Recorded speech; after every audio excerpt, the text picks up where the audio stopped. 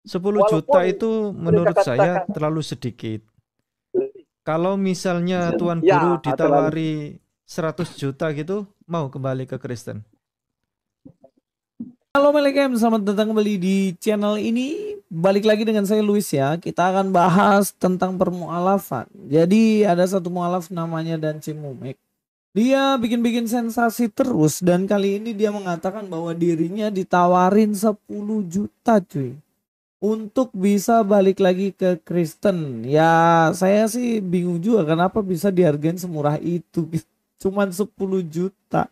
Itu juga 2 bulan kerja udah dapat kan kayak gitu kan. Tapi ya nggak tahu ini cerita bener apa enggak. Soalnya kan nggak ada bukti dan lain-lain.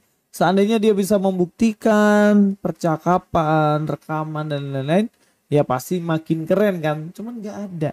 Jangan sampai itu hanya ya akal-akalannya aja. Kita langsung aja dengar videonya supaya lebih jelas ya guys. Juga setelah jadi mualaf, sekalipun belum sebulan, saya sudah diberikan iming-iming. Ada salah satu sahabat saya, seorang yang kaya raya, dia langsung tanya saya, nomor rekening Bapak nomor berapa? Kenapa? Asal kembali Kristen. Ini kebetulan saya bawa ini 10 juta.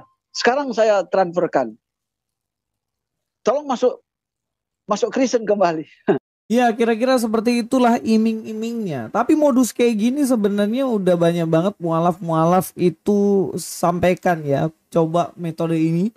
Ya mungkin pikirnya supaya lebih keren aja kan. Kalau ditawarin puluhan juta, miliaran dan lain-lain. Seakan-akan kayak dia orang penting dalam Kristen. Padahal Pak dan Cimumek sendiri ini siapa sih yang kenal dia dalam di kalangan Kristen? Terus juga kalau dipikir-pikir apa sumbangsinya sebenarnya untuk gereja dan juga untuk perkembangan terutama kekristenan di Indonesia ini. Kan sebenarnya nggak ada juga kan cuy. Nah itulah kenapa hari ini penting sekali untuk kita bahas, coba untuk luruskan. Ya sebelum Pak Dance Mumek ya sebenarnya ada ya ini Ustadz Stephen ini Indra Wibowo ini dia pernah mengatakan bahwa dirinya ditawari 100 M agar tinggalkan Islam. Warganet ragu ya, jelas ragu dong. 100 miliar cuman supaya dia balik ke Kristen. Persoalannya dampak apa yang diberikan sehingga dia bisa dihargai 100 miliar. Ya sebenarnya kalau menurut saya sih mendingan disumbangkan tuh gereja, bikin gereja ya. Itu udah dapat banyak banget, 1 M aja kalau hitung-hitungannya 3 gereja 100 M udah 300 gereja. Ya banyak banget gitu loh. Apalagi sumbangkan ke yayasan-yayasan misi. Udah banyak banget ketimbang cuma satu orang ini yang bahkan dia aja nggak ada dampak dalam kekristenan. Ya kan nggak ada gunanya. Pak Dance Momek, Pak Stephen Indra Wibowo, ketika mereka sudah pindah agama ke Islam pun ya Kristen sendiri tetap berjalan sebaik itu gitu loh. Jadi nggak ngaruh dan memang benar-benar diragukan 10 juta untuk apa gitu loh untuk diberikan dia. Juga harganya terlalu murah sih sebenarnya untuk supaya dia bisa balik ke dalam Kristen. Dan cerita itu memang benar-benar nggak bisa diverifikasi dan hanya untuk sensasi doang. Lebih lagi dia mengutip satu ayat yang seakan-akan saya nggak mau ya ditawarin segitu karena untuk apa banyak duit tapi kalau saya ujung-ujungnya mati, dan dia kutip ayat Alkitab. Coba lah ini cara berpikirnya orang ini gimana, saya bingung. Ya, seperti itu. Ada dalam Bible ya, karena saya masih belum sebulan ya. Saya masih cerdas untuk menghafal Bible itu. Disebutkan di sana, apa gunanya kita memiliki seenturi dunia ini, lalu jiwa kita binasa. Nah itu perkataan Bible. Ya. Kita memiliki uang banyak, tetapi jiwa kita binasa. Kenapa saya katakan jiwa kita binasa? Karena Allah Subhanahu wa taala telah tentukan saya harus di Muslim, lalu saya kembali. Wah ini kedurhakaannya itu nyata. Lebih baik saya mengkhianati manusia atau saya dikhianati orang daripada saya mengkhianati panggilan Allah Subhanahu wa taala. Bagaimana bisa menilai kan? Dia tidak mau mengkhianati Tuhan karena lebih baik punya uang dikit, tidak kaya daripada mati. Dan dikutip dari ayat Alkitab. Nah, yang membingungkan adalah kenapa kok kutip ayat Alkitab untuk membenarkan penolakanmu kembali ke Kristen. Padahal ayat itu gak berbicara soal itu, justru sebaliknya Pak Mumek.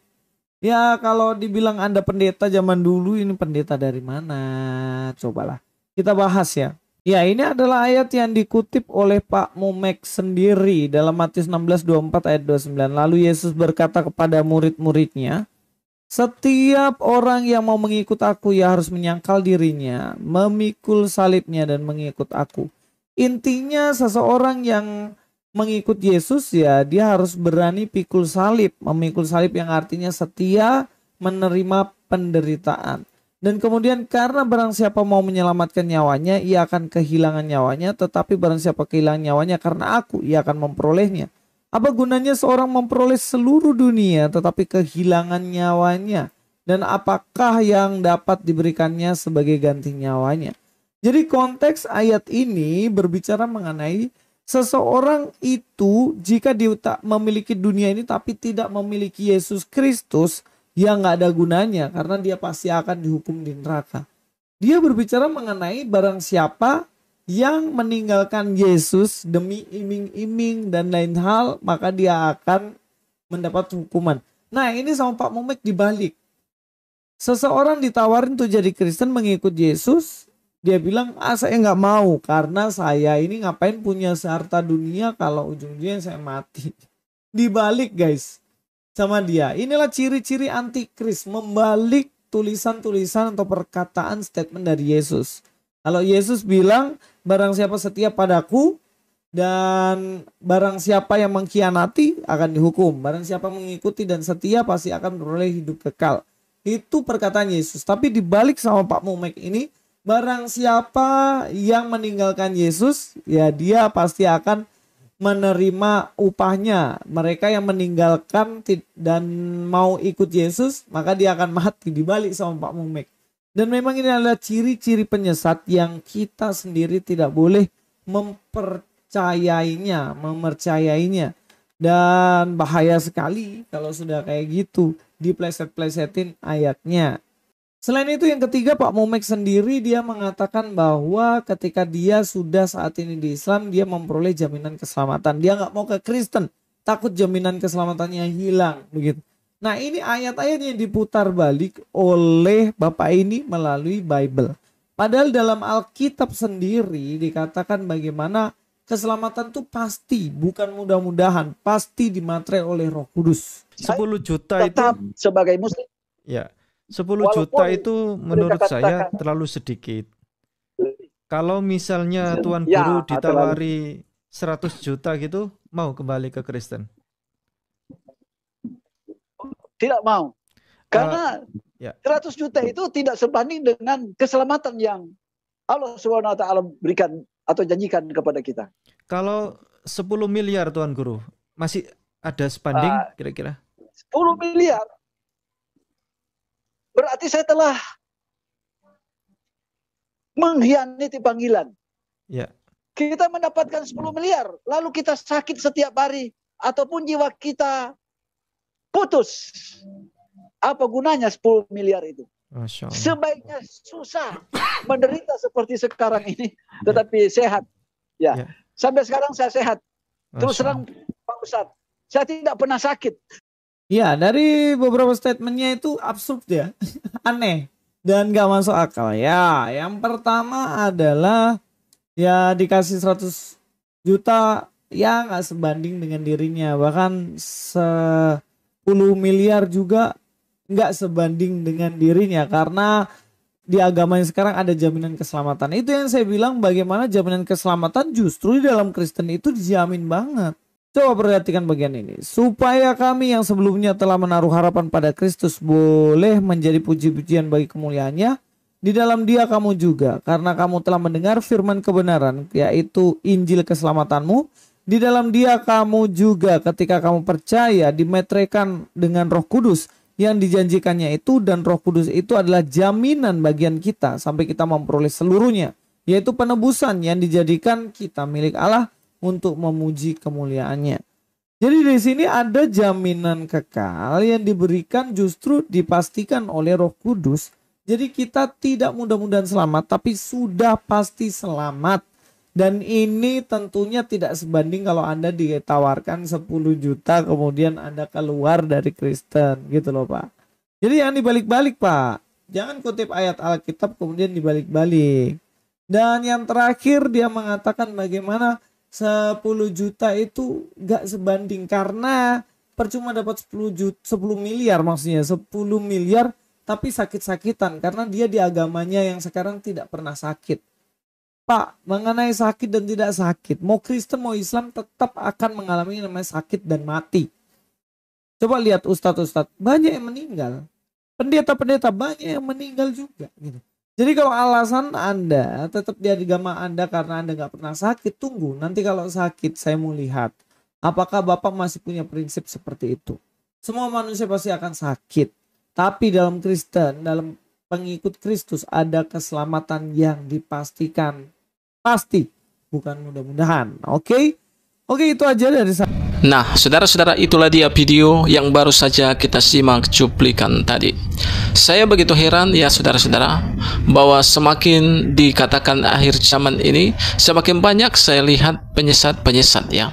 Itu sebabnya kita sebagai orang-orang Kristen mari semakin berhati-hati, karena banyak orang-orang yang akan mengutip ayat Alkitab untuk membenarkan diri mereka. Sudah jelas-jelas salah apa yang disampaikan oleh seorang mualaf ini. Bagaimana dia mengatakan bahwa dia meninggalkan Yesus supaya dia memperoleh keselamatan katanya.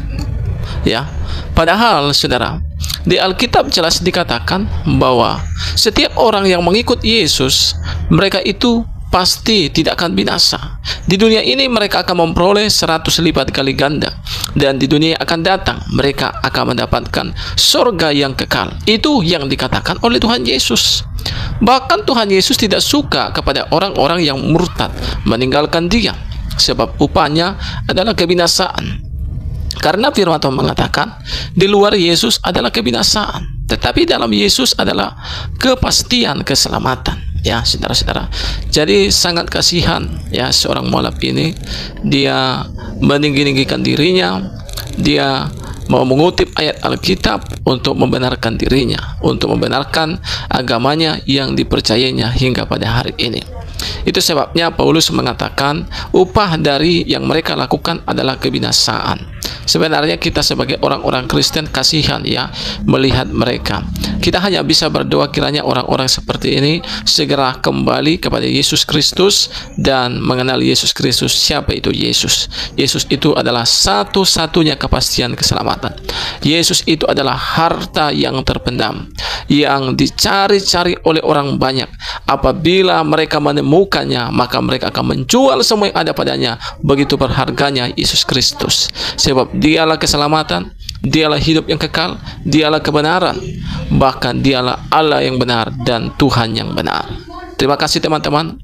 Kiranya lewat video ini memberikan kepada kita edukasi, dan video ini menambah wawasan kita semua. Kiranya Tuhan memberkati kita. Salam dan sampai jumpa di video selanjutnya. Amin.